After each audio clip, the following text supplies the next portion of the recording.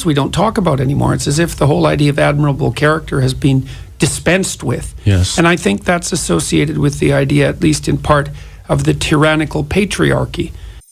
If you're punished every time you do anything forthright and courageous and noble by as a consequence of accusations of tyranny and oppression, then everything you do that's good is punished. If you really want to hurt people, then you punish them for their virtues.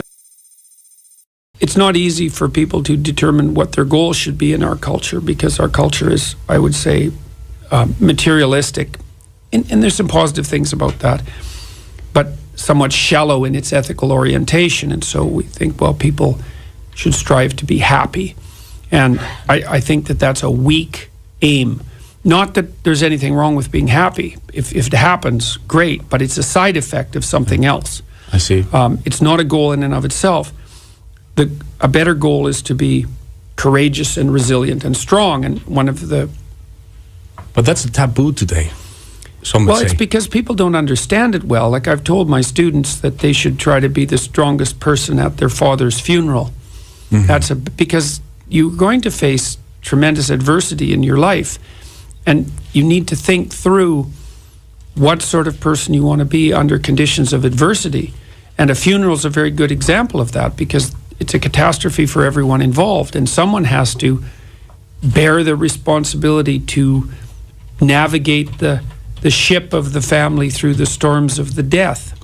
And if you think about a person that can do that, obviously such a person is admirable, and there's every reason to set your goal as the development of an admirable character. Something else we don't talk about anymore. It's as if the whole idea of admirable character has been dispensed with. Yes. And I think that's associated with the idea, at least in part, of the tyrannical patriarchy. You know, if our culture is nothing but a tyrannical patriarchy, which it is most decidedly not, then anyone who takes forthright action in that structure is nothing but a patriarchal tyrant. It's like none of that is reasonable. So this is a really negative narrative, this whole patriarchy idea. It's a terrible narrative. And I think the purpose of the narrative is fundamentally to blur the distinction between competence and power. But to take down competence. That's fundamentally, like, the underground motivation is to blur the line between competence and power, and then to make anyone who manifests any competence feel as if they're doing nothing but manifesting tyranny. And it's a terrible doctrine. And I've seen it really destroy people. I've seen it destroy people. So, in what context? Well, if you're punished every time you do anything forthright and courageous and noble by as a consequence of accusations of tyranny and oppression, then everything you do that's good is punished. And as Nietzsche pointed out, if you really want to punish someone, you punish them for their virtues, not for their faults. If you really want to hurt someone, if I punish you because you've done something wrong and you know you've done something wrong, you might not be happy about the punishment. Well, but at least it sets the scales right. I mean, that's Dostoevsky's theme in his great novel, Crime and Punishment, you know, where the murderer actually cries out to the heavens to be punished, because it's the only way that he can reestablish his humanity. But if you really want to hurt people, then you punish them for their virtues. And we're definitely in a situation, and I think the universities have played a major role in this, where forthright action on the part of ambitious and productive individuals is confused with tyrannical oppression. And a lot of that's a consequence of the disturbed relationships between, well, many of the people who take that tack in the social activist domains in universities have never had a healthy relationship with someone who's masculine. And so they feel that masculinity in itself is toxic, which is... That's what I was going to ask you next, because the first video that really hooked me, it spoke to me personally, both as a new father at the time and perhaps also as a son of a deceased father. It was where you're talking about the relationship one has with his father. Can you please elaborate a little bit on that? Well, the proper role of a father, and a mother as well, although the roles aren't identical, I would say the proper fundamental maternal role is one of protection. And the reason for that is quite obvious, is that newborn infants need, above all, to be protected. The proper response to an infant's distress is, "You're right and I'll take care of you right now." especially for the first 9 months of life. There's no disputing that. Whenever the infant is upset, he or she needs to be dealt with as if that upset is justified. Yeah. But then as the infant matures, and even by the age of 9 months, I would say, then that has to be, that interaction has to be made more sophisticated, because the child has to be encouraged to take his or her place in the world. And I would say that encouragement is more on the masculine side of the duty distribution. And the father's fundamental role is to produce a bounded environment in which exploration can take place, with an eye towards the encouragement of the child to develop more and more competence, to push that development. Because, and it's true for mothers and fathers, that the end goal is to produce a person who's capable of operating autonomously in the world. The father's role is to foster that sense of confident autonomy by encouraging the child to push his or her limits. And like that role can be played by mother or father. If it's a masculine role, it doesn't have to be played by a man, but it still tilts in that direction. And so, for example, fathers are much more likely to engage in rough and tumble play with their kids, which is very, very good for them, by the way, and absolutely necessary, and something to be completely encouraged.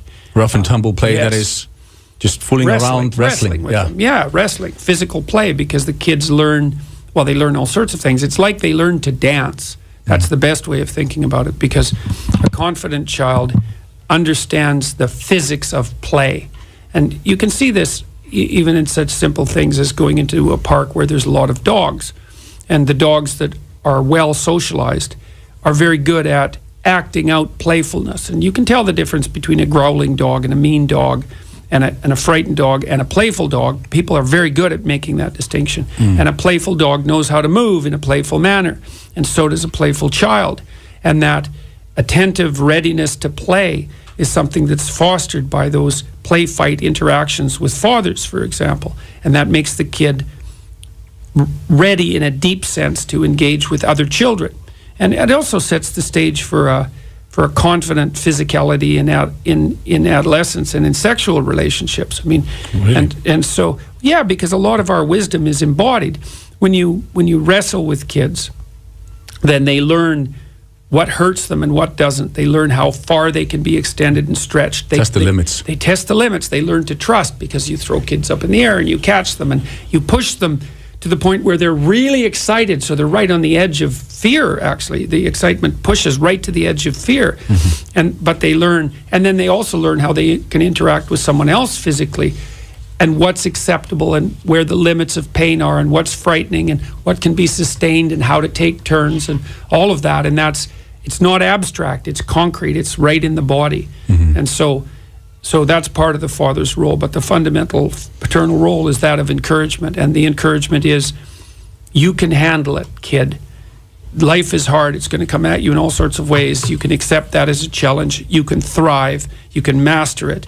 And I'm behind you. Like, I'm behind the best in you manifesting itself in the world.